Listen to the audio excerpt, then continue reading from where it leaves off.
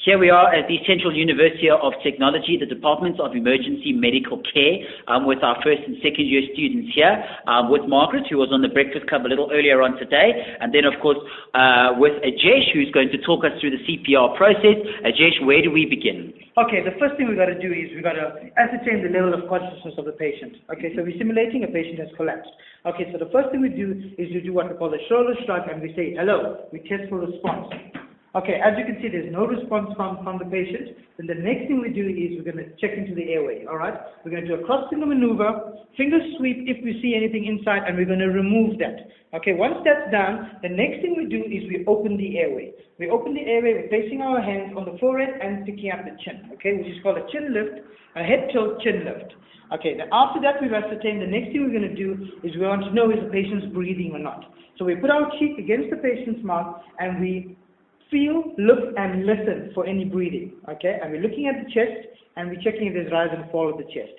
This patient, we'll simulate there is no breathing, okay? Once we've done that, we know there's no breathing, so which means we've got to breathe for the patient. So what we're going to do is we're going to give 2 artificial ventilations, okay? Deep, slow breath into the patient's mouth, and at the same time, we are looking at the rise and fall of the chest. Okay, once we've done that, the next thing we're going to do is we're going to check for any circulation, meaning we're going to check for a pulse. Okay, we're going to feel at the carotid, and we're going to feel for 10 seconds. Okay? And once we've ascertained that, again, we're going to simulate that this patient hasn't got a pulse, so there's an absent pulse. We're going to start with chest compressions. Okay, we're going to place our hands in the sternum, and we're going to go hard and fast, and we're going to push 30 times on the chest. Okay?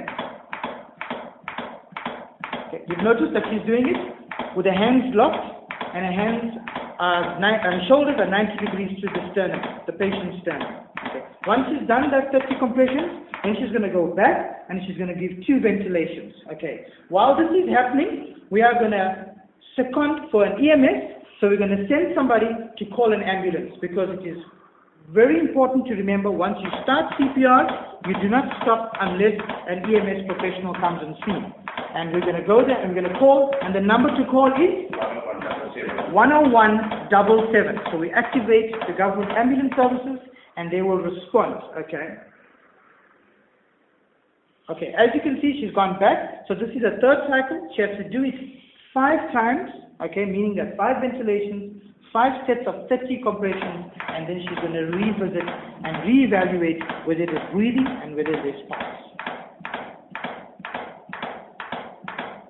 I cannot emphasize the urgency of that call to the ambulance services.